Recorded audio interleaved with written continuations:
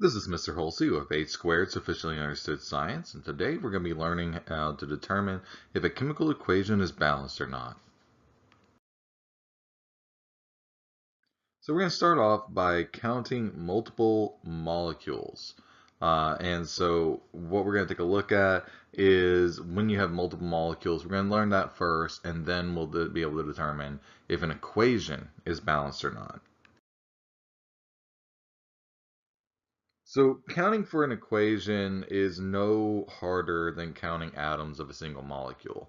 You just have to take a little bit more time and make sure that you have everything that you need and that you've counted for both molecules. And so we're going to take this equation and we are going to count the atoms and see how many are there.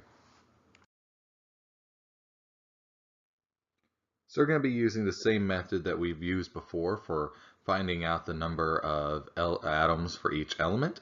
And in this equation, we have carbon, we have hydrogen in 3 places, and we have oxygen.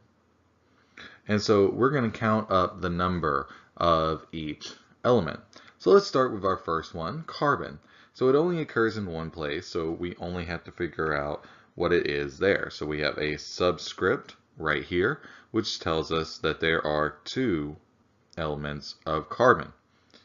Now let's do hydrogen. And for this one, we're going to start off just as normal. Remember, there's no subscript behind this one, so that's an understood 1.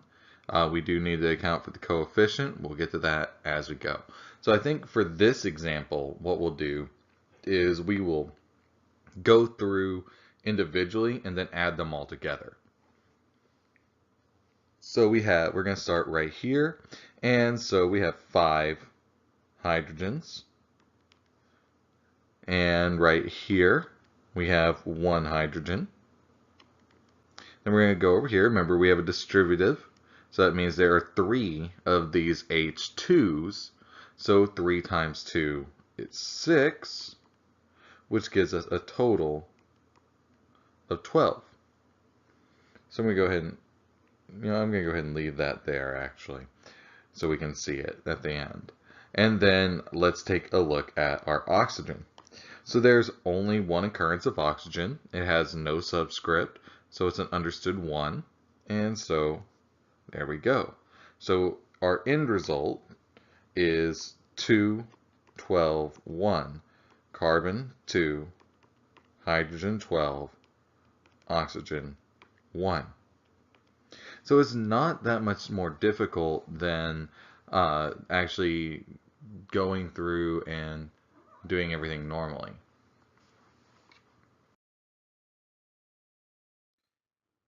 So let's practice on a different equation. So we're going to use the same thing as we did before. We're going to first identify our elements. We have carbon, we have hydrogen, and we have oxygen. Once again, same ones. So I'm going to identify all my occurrences of carbon. So I have 1 of those. I have 1 occurrence of hydrogen in this one, and 2 occurrences of oxygen. So not that bad. And so what I'm going to do is I'm going to start by doing my carbon, just because. So I do have a coefficient right here. So we are going to use the distributive, and we're going to have an understood 1. So carbon, 2 times 1 is 2. And we have oxygen, 2 times, well, I guess I should wait on that. But you see what I'm going to do with that in just a second. So now let's do our hydrogen. So we do have a coefficient over here for this molecule with the hydrogen in it. And so distributive, 3 times 2 is 6. And so that looks like all of our hydrogen. Now let's do the oxygen. So 2 times 2 would be 4. We have 2 occurrences, so 3 times an understood 1 would be 3, and that would give us 7 total.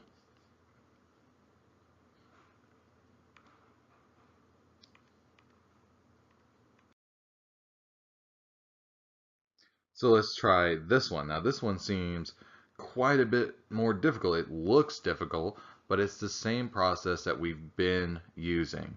So we're going to identify our elements. We have nitrogen, hydrogen, potassium, chlorine, and oxygen. So quite a few more elements than we've been used to dealing with, but it's no more difficult. So we're going to start off with nitrogen. And so we have a molecule right here, because remember these pluses are basically separating the molecule. And so we have that N2 right there. And so I don't see any other occurrences of nitrogen, and so that's a simple nitrogen 2. Now let's go into the next section. So we're going to do hydrogen. And so we have a coefficient, we have a subscript. So we're going to do this, just a simple distributive. 3 times 2, that is going to be 6. All right. So now I'm going to go ahead and do the whole parentheses instead of waiting. It'll make the next 3 go a little bit faster. So I'm going to go ahead and do my distributive here. So this is a understood 1 for chlorine, understood 1 for potassium. And so 3 times 2 will make that 6. This will make that 2. And this will make that 2 as well. So now we deal with the coefficient. So we have a coefficient of 3. So 3 times 2 for potassium, it's going to be 6. 3 times 2 for chlorine, 6. 3 times 6, 18. And so it's not that much more difficult. If you just take the time, you'll do fine. But what if we came up with something like this? Now we have this little sign right here. Well, what that sign means is yields. And so that means that these materials right here, also known as the reactants, are going to react together to create this over here called the products. And so your job with this part is to figure out how do we take these and make sure that this is a valid chemical equation, if it's balanced or unbalanced. Because there's this fundamental law in the universe, the law of conservation of mass, that says matter cannot be created or destroyed. And so in a situation like this, where you're trying to determine balanced or unbalanced, you're essentially trying to prove that theory, that matter cannot be created or destroyed. And so what you have on the reactant side should be equal to what you have on the products. And so we need to take a look at how to do this, because it's a lot of the same materials, same way of doing it, but it's just a little bit different. So on one side, we're going to have carbon. So first step, let's make sure we have that. Other side, hydrogen. This side, oxygen. So on our product side, we have carbon, hydrogen, and oxygen. On this side, we have on the products, we have carbon, hydrogen, and oxygen. So over here on the reactants, we definitely have the same elements. But are they, just because they have the same elements, does that mean they're balanced? No. That's where we have to count the atoms. Just to kind of give you a brief explanation again of the chemical equation symbols. This is a formula or a molecule. Okay, this is a molecule of a chemical molecule. The arrow means produces or yields. And so once again, you have your reactants over here, you have your arrow right there, and you have your products, RAP. It's a little acronym that we use. And so that is basically representing a chemical reaction. The arrow represents a chemical reaction. The plus symbols separate the different molecules, showing that these are going to be produced separately. They're not going to be bonded together. These are separate molecules. And once again, just as a quick reminder, the subscripts are the number of a particular atom in a molecule, and the coefficients are the number of molecules. So let's get back to figuring out if this is a balanced equation or not. So we're going to go ahead and re-identify on the reactant side. We have carbon, hydrogen, and oxygen. On the product side, we have carbon, hydrogen, and oxygen. And so let's start figuring out if we have the same thing. Now, the way I set this up is a little bit different than I normally do. Usually what I'll do to make it easier for me is I'll put carbon, hydrogen, and oxygen in the middle. And as I go through, I'll determine if they are the same. You can do it either way. I'm going to show you this way first, and then we might do the other way for the rest. So we're going to start with our reactant side. We're going to determine the number of atoms of each type. So if we're looking at this, we have C2H5OH plus 3O2. So we have a couple of hydrogens, a couple of oxygens, but only one carbon. So let's go ahead and do our subscripts here, because we don't have, on this first molecule, we don't have a coefficient. So we're going to go ahead and put that in. We have 2 carbons. For the hydrogens, so we have 5 here and 1 there. So 5 plus 1 is going to be 6. Here we have an oxygen, 1, and 6 more oxygens there, so 7. All right, so let's see if this is a balanced equation. So we're going to do the same thing we just did to the product side. So remember, we have an understood 1 there and an understood 1 here. If you ever have trouble with that, it's always a good idea to just draw in those 1s. So we're going to do, since we have a coefficient, we're going to do our distributive here. And so I have 2 times 1 is 2. 2 times 2, 4. And so we're done with this molecule, and we'll move over here. Now once again, we see a coefficient. So 3 times 2 is 6.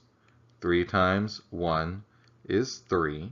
And so 4 plus 3 will give us 7.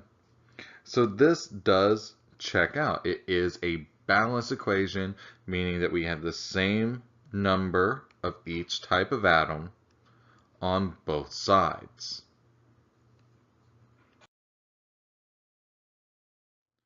So let's see if this equation is balanced or not. So I'm going to do it the way I normally do. I'm going to put this in the middle. So I have iron and oxygen. So iron, oxygen. I like doing this way. It makes it a bit easier for me whenever I'm balancing equations. So if you're just finding balanced or unbalanced, you can do it the other way, but we are going to be doing balancing. And so I do find this to be a lot easier. Less things to move around with my eyes. And so we're going to start off with our reactants over here. Because remember, we have our arrow, okay? And we have our product, RAP. So I'm going to go ahead and start. So we're going to start with the reactants. Now I don't have a coefficient. It's an understood 1. I have an understood 1 there. So I only have 1 iron on this side. I'm going to go ahead and switch colors so we can see that. So 1 iron and I have 2 oxygens. Now, if I go over to my product side, I see that, once again, understood 1. And so coefficient 1 times 2 would be 2. 1 times 3 would be 3. So we can clearly see that these numbers are not the same. And so this equation would definitely be unbalanced. So let's try another one. So we're going to do really quick, we're going to put our stuff in the middle here. We have carbon, sulfur, and so we're going to do our understood 1 there, understood 1 there, a little better.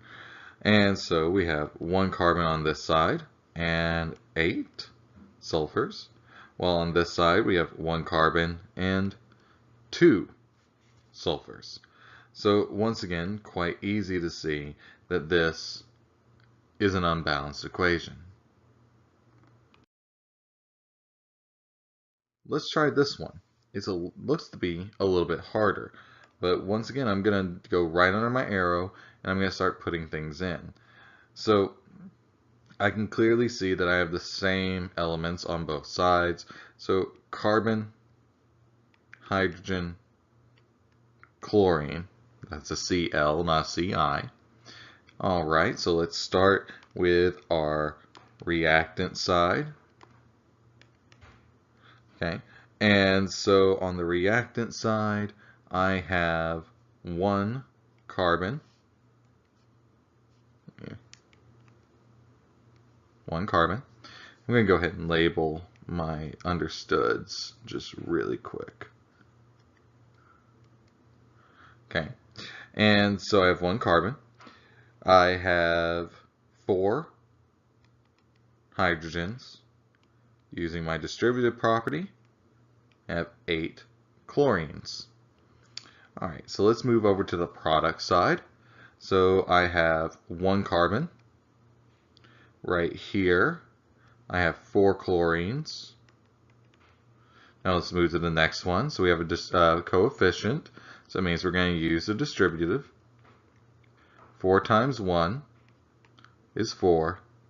4 times 1 is 4. And if we add those together, we have 8. And so this checks out. We have all of them together. And so this is a balanced equation. So this has been Mr. Holsey with 8 Squared Sufficiently Understood Science. And this is the end of the tutorial for determining if a chemical equation is balanced or not. Please remember to like, share, and subscribe, and hit that little bell notification to get to know whenever we do a new tutorial. All right, catch you later.